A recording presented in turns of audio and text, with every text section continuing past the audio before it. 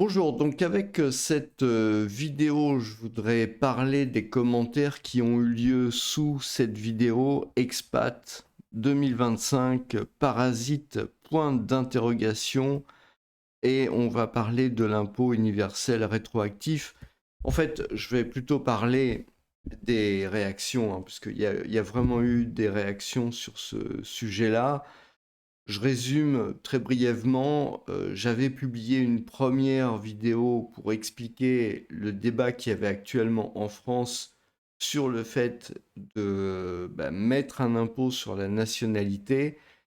Ça a été prononcé il y a quelques jours par Monsieur Piketty dans une interview qui veut faire comme aux États-Unis. Donc je rappelle que comme aux États-Unis, ça veut dire que on envisage de faire déclarer à tous les Français de l'étranger, quel que soit leur pays de résidence, eh bien, une déclaration d'impôt. Après, voilà, c'est prélevé, c'est pas prélevé, mais en tout cas, ça double le fardeau administratif, entre autres, hein. Puis bon, il y a tout un tas d'inconvénients, je ne vais pas revenir là-dessus. Il y a une playlist sur la question. Donc, il y avait eu un commentaire qui avait été assez chaud sur le sujet, hein, voilà. Et donc, j'avais fait une première vidéo, celle-là, et comme le mot parasite avait été utilisé dans le commentaire, j'ai remis ce mot-là dans le titre. Et donc, il y a eu un certain nombre de commentaires, que voici, que voilà. Et donc, j'ai décidé de faire une vidéo pour commenter ces commentaires. Je trouve que finalement, c'est une bonne formule. Parce que ça permet comme ça, ça vous permet de voir que vos commentaires sont lus et ils sont aussi répondus, en tout cas ils sont commentés, et donc c'est intéressant. Alors, bon, visiblement ça tombe bien parce que la chaîne est consacrée aux expatriés et il y a 3 expatriés qui s'expriment, donc je trouve que c'est vraiment une très bonne chose. Maintenant, le contenu, c'est quand même un peu spécial des fois. Donc, premièrement, alors je mets jamais les noms, hein, je laisse jamais les identifiants. Ça permet aux gens comme ça, s'ils veulent, ils peuvent supprimer leurs commentaires. Ça permet de rester entre guillemets anonyme. Bon, je peux le laisser des fois, mais bon, voilà. Quand c'est pas des commentaires réguliers, généralement, je les enlève. Donc, je vis aux Canaries depuis 5 ans et paye mes impôts en Espagne. Bon, ça, a priori, c'est logique, hein. Beaucoup plus qu'en France. Deux points, la Sécu me prélève toujours de l'argent sur ma retraite. Alors, oui, si je dois me faire soigner en France, pas de souci pour moi. J'ai bossé 42 ans de ma vie et toi. Donc, j'imagine que la réponse, en fait, enfin, j'imagine que ce commentaire est une réponse plutôt au commentaire que j'ai affiché dans la vidéo. Donc, voilà, ça je comprends. J'imagine qu'il y a pas mal de gens effectivement qui sont retraités en Espagne, donc en l'occurrence aux Canaries, euh, et beaucoup plus qu'en France. Oui, c'est vrai que globalement, la France est un pays qui prélève beaucoup d'impôts, mais selon les cas, ça peut ne pas être le cas. Par exemple, en Belgique, vous payez plus d'impôts sur le revenu qu'en France. Si vous êtes salarié ou indépendant, vous allez payer beaucoup plus qu'en France, en fait. Donc, ça dépend vraiment des cas, ça dépend vraiment des pays. Euh, voilà, globalement, normalement, on dit qu'on paye plus qu'en France, mais il y a quand même des pays où on peut payer plus qu'en France. Mais encore une fois, je veux dire, les gens choisissent pas la plupart du temps un pays pour le niveau d'impôt, et donc à la limite, ils sont contents finalement de payer plus d'impôts à l'étranger. Voilà. Donc, dans ces cas-là, le système doit être égal. Ça veut dire à partir du moment où on est dans un pays où on paye plus d'impôts qu'en France, il faut qu'à ce moment-là, la France nous rembourse la différence. La sécurité me prélève toujours de l'argent sur ma retraite. Alors, je pense que ça doit être les systèmes de CSG, CRDS.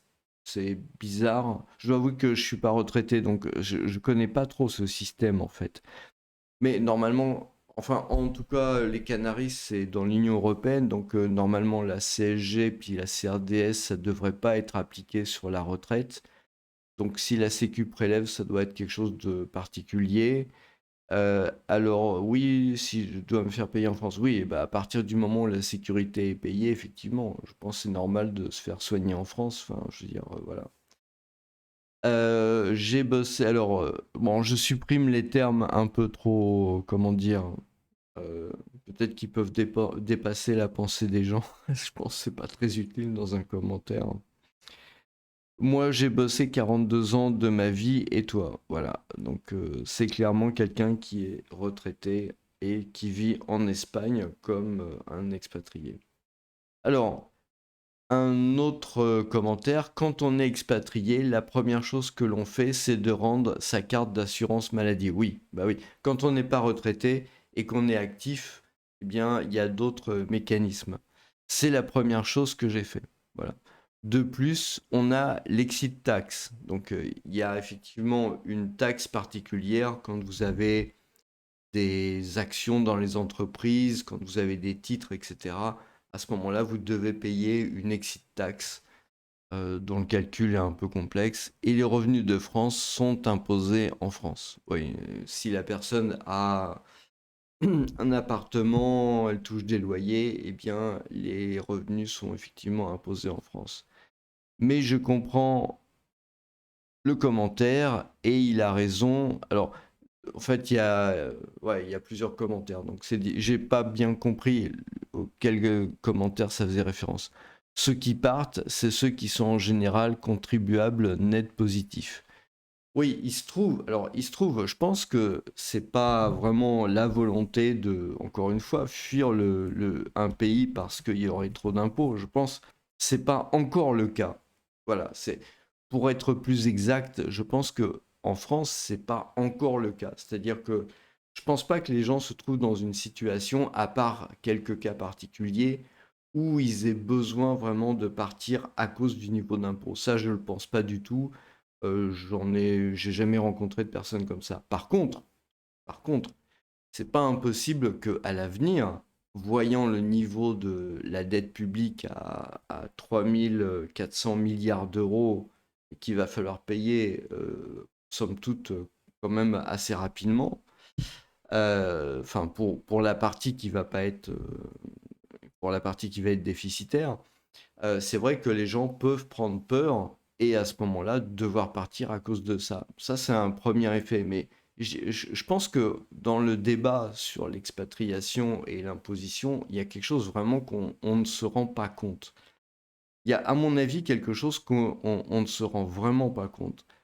Le problème n'est pas tant les gens qui ont de l'argent et qui partent à l'étranger et donc qui ne payent plus leurs impôts en France. Parce que quelque part, je veux dire, quelqu'un, par exemple, qui a 50, 60 ans, qui a fait sa richesse en France et qui va partir à l'étranger, imaginons, et il va peut-être payer moins d'impôts. Mais combien, combien ça va faire perdre, entre guillemets, à l'État français? Pas des sommes astronomiques. Je veux dire, ça va se compter quoi, peut-être en centaines de milliers d'euros, éventuellement même en millions d'euros, mais on est très loin des milliards d'euros nécessaires pour le pays. Le problème, c'est que euh, les gens qui s'expatrient de plus en plus, ce sont de plus en plus des jeunes, ce sont des gens qui généralement sont capables, donc je pense que on peut les compter comme des contribuables nets positifs, ou en tout cas des contribuables nets positifs en devenir, et c'est ça qui est très grave. Et quand vous regardez les chiffres, vous apercevez qu'il y a à peu près 20% des expatriés qui sont en fait des créateurs d'entreprises, qui sont des chefs d'entreprise, donc c'est des gens qui ont un rôle moteur dans l'économie où ils atterrissent. Hein. Donc ça veut dire que c'est des gens, ils partent de France et bah, finalement la création de richesse, elle se fait ailleurs. Et pourquoi la création de richesse se fait ailleurs? Parce que c'est pas possible de démarrer un business en France. C'est pas possible de franchir le premier seuil. il y a la paperasserie administrative, la bureaucratie qui empêche toute élévation. Donc, on comprend bien que c'est fait pour empêcher que les gens des classes moyennes puissent arriver à des postes de pouvoir, puissent prendre l'ascenseur social, pour réserver les bonnes places aux amis et à la famille, hein.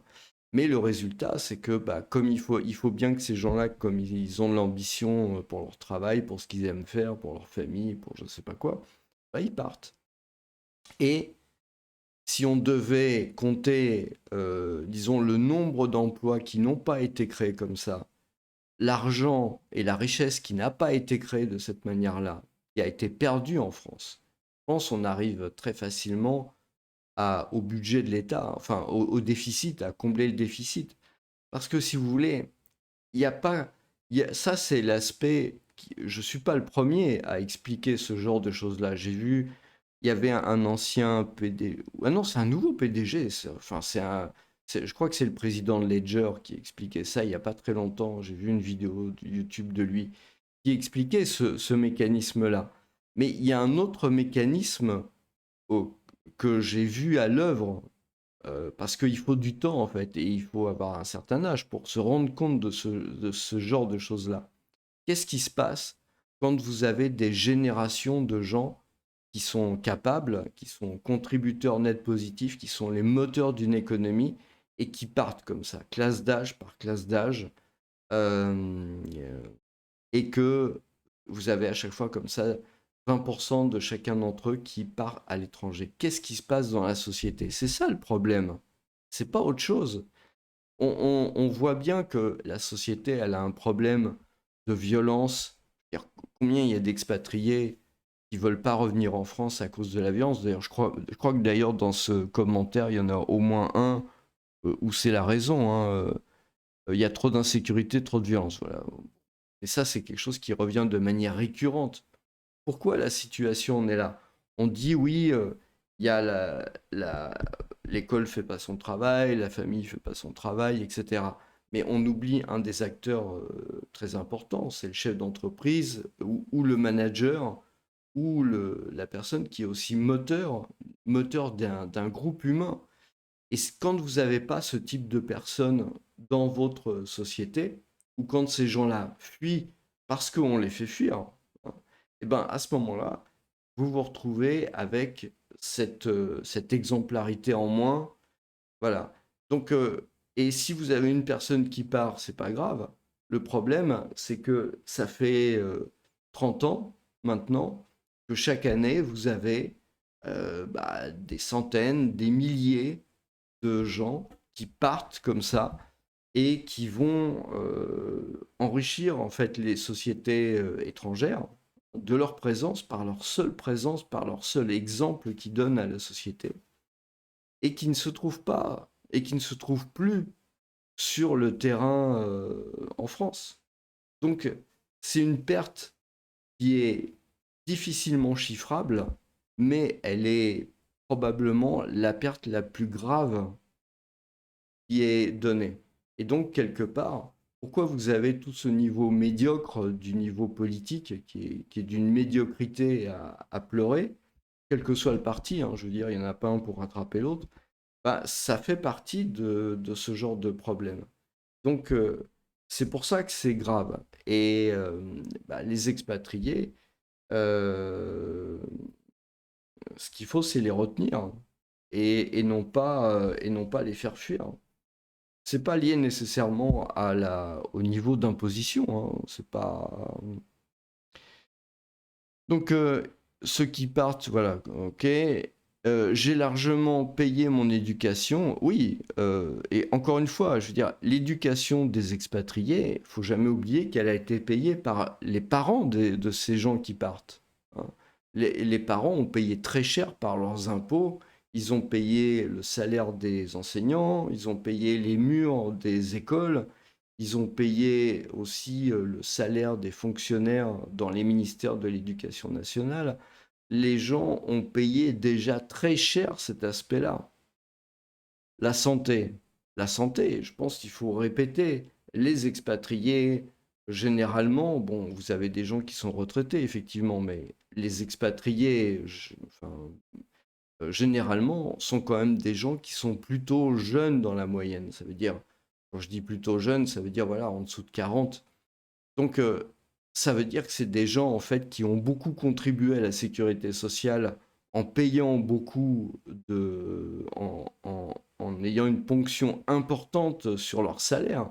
Parce que finalement, il y a le salaire qui est payé par le patron, mais en fait, le patron euh, dépense le double du net que touche l'employé. Enfin, voilà.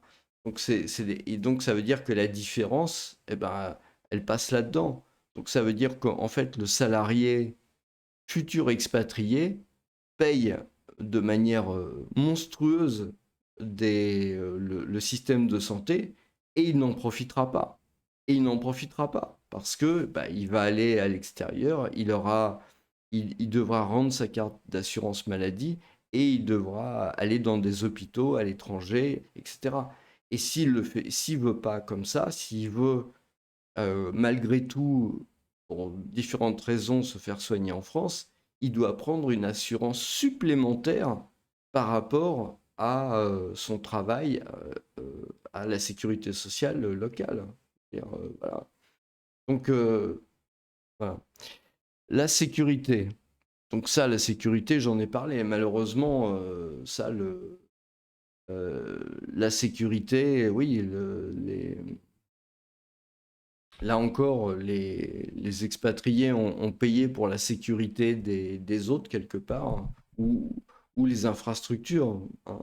Mais une fois qu'ils partent du pays, bon bah voilà, c'est terminé, quoi. Je veux dire, pour moi, sans parler de ce que mes parents ont payé. Oui, bah les parents ont payé, voilà. Je n'ai aucun remords à changer de nationalité. Je pense que c'est quelque chose que les gens qui vivent en France ont du mal à comprendre. Euh, le changement de nationalité en 2025 de la nationalité française vers une autre nationalité, c'est plus vraiment un sacrifice comme ça pouvait l'être il y a 30 ans. Il faut vraiment pas perdre de vue que la situation de la France à l'heure actuelle est mauvaise et elle va devenir pire. Elle va devenir pire. Il va y avoir, comme ça s'est passé pour tous les pays qui ont subi une crise de la dette publique, probablement il va y avoir une crise profonde entre 10 à 20 ans. Donc ça veut dire, voilà, on est en 2025, donc ça veut dire jusqu'en 2000, minimum je pense, enfin, moi, mon sentiment, hein, c'est 2040. Au pire, ça peut être peut-être 2050 éventuellement, si vraiment ça se passe mal. Euh, donc, voilà.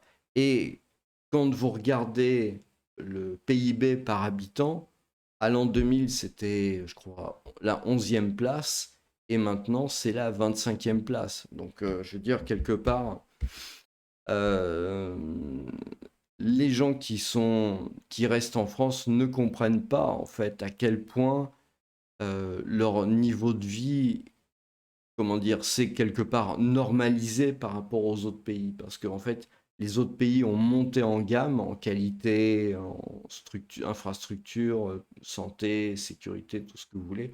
Quoique la sécurité, la France est vraiment un des pires pays.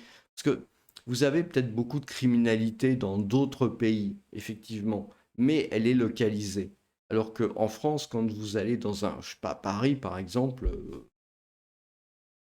parce que les expatriés, ça très bien de quoi je veux parler. Donc voilà. Euh, alors, déjà qu'ils changent la loi s'ils souhaitent enlever la nationalité. Oui, parce que le problème de changer la nationalité, d'abandonner la nationalité française, c'est que c'est comme d'habitude, hein, de toute façon, voilà, c'est des tracasseries administratives à n'en plus finir.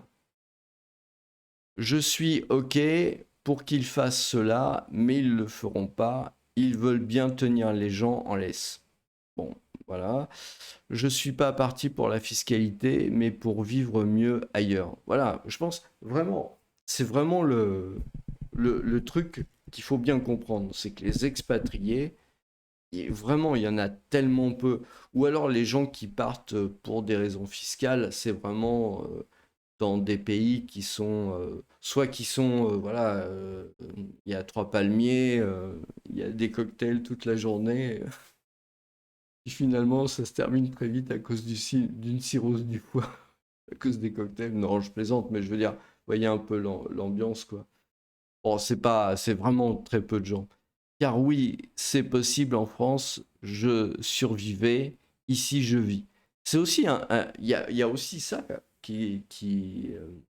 les faits, c'est vrai que c'est un effet qui est assez terrible. Moi, j'ai vécu à Paris pendant pas mal d'années, et c'est vrai qu'on a le temps de rien faire, en fait. On a le temps de rien faire, tout est cher, on peut jamais mettre de l'argent de côté. Enfin, c'est vraiment terrible.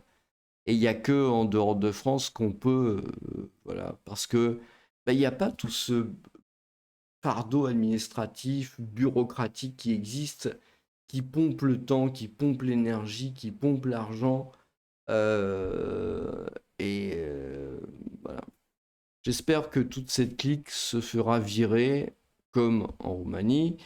Je me fais soigner où je vis, je ne retourne pas en France. Voilà, ça c'est vrai. C'est ça aussi, hein, c'est ce que je disais, c'est qu'il y a il y a beaucoup de pays qui ont émergé ces 30 dernières années. Les gens qui disent ils reviennent se faire soigner en France, et de toute façon, euh, ils ont encore le logiciel dans la tête de la France il y a 30 ans qui était dans les pays les plus avancés. Le PIB, il s'est écroulé. Le PIB par tête d'habitant, il est à la 25e position. Donc nécessairement, vous avez tout un tas de pays, de nouveaux pays quelque part, de pays nouvellement développés, en fait, qui sont mieux ou à la hauteur de ce qui se fait en France. C'est ça qu'il faut voir. Et vous avez même, je pense, dans les pays de l'Est, par exemple, de l'Europe, hein, même dans l'Union européenne, en fait, vous avez des pays où les soins sont beaucoup moins chers, etc. Donc, pour moi, c'est le pire pays du monde pour y vivre. Insécurité, trop de violence, trop de corruption et surtout le mépris des classes sociales supérieures. Oui, l'insécurité et la violence, c'est vraiment le thème majeur de l'expatriation. Ça, c'est vraiment... en tout cas, une chose est claire, c'est que même si c'est pas le facteur principal d'expatriation, ça y contribue. En tout cas, c'est sûr, je pense que c'est le facteur principal qui empêche les gens de revenir en France. Ça, c'est clairement très clair, à mon avis. Et surtout, le mépris des castes sociales supérieures. Oui, enfin, de la caste sociale supérieure, il n'y en a qu'une. Et c'est vrai que c'est vraiment un problème, quoi. Je veux dire, ils détiennent tous les pouvoirs, il n'y a pas de contre-pouvoir, il n'y a pas de parti politique qui est opposé à ça n'existe pas. Donc c'est un règne sans partage, mais la conséquence des règnes sans partage en général, bah, c'est que ça finit un jour, parce que généralement, quand les gens ont un règne sans partage, comme c'est devenu tellement évident maintenant, hein, je veux dire, ça se voit. Par exemple, avant, le Conseil constitutionnel rendait des avis, tout le monde s'y pliait. Maintenant, on comprend bien que bon, c'est devenu juste un outil de pouvoir comme un autre. Euh, donc, en fait, bah, ils en abusent. Et quand on abuse d'un système, ça se termine toujours assez rapidement, en fait. Donc, et la crise d'ailleurs de l'endettement, la crise de l'endettement français, elle est très spécifique à la France, hein. C'est-à-dire, vous avez un endettement français très important, vous avez, ce qui est inquiétant quand même, beaucoup de non-résidents qui ont de la dette française, qui contrôlent en fait la dette française. Donc ça, c'est très très dangereux. Euh, on ne sait pas qui c'est opaque. Voilà, ça, c'est vraiment un très gros problème. Et c'est une conséquence. Parce que bah, justement, la caste sociale supérieure, les élites, tirent sur le chéquier et ce sera au peuple de rembourser. Voilà. Et surtout les pauvres. Donc, voilà. Donc c'est pour ça, en fait, il y a beaucoup, quand on parle d'expatriés, il faut bien voir une chose, c'est que il y a eu beaucoup d'expatriés grecs, portugais, peut-être un peu moins espagnols, en tout cas argentins, donc de gens qui sont partis comme ça de pays qui étaient en grande difficulté, qui ont été obligés de vivre des dizaines d'années à l'étranger parce que bah, leur pays se portait mal, et pas des gens très riches, mais des gens normaux, voire éventuellement pauvres, qui devaient partir pour trouver un travail, nourrir leur famille, éduquer leurs enfants, etc. Et euh, quelque chose qui paraissait impensable en France il y a quelques dizaines d'années, je pense vraiment que d'ici bah, quelques années, hein, quelques trimestres peut-être, on va voir de plus en plus de Français être obligés d'émigrer et de devenir des immigrés dans d'autres pays, précisément pour ces raisons financières, pour ces raisons-là. Parce qu'ils pourront plus, ça sera trop difficile, ils trouveront plus de travail en France, les salaires vont baisser, tout va baisser, donc ça sera vraiment trop difficile. Donc c'est pour ça que c'est pour les gens qui écoutent ces vidéos et qui sont pas expatriés, faites bien attention de la manière dont vous traitez les expatriés, parce que un jour, peut-être vous serez à leur place. Les expatriés actuellement choisissent de partir. Peut-être que vous, dans quelques trimestres ou quelques années, peut-être que vous serez obligé de partir. Et à ce moment-là, peut-être vous serez bien content que les expatriés soient traités correctement et puis aussi éventuellement d'être aidés en retour, parce que je trouve que c'est toujours normal de s'aider entre Français. Voilà, je vous remercie et je vous souhaite une très bonne journée.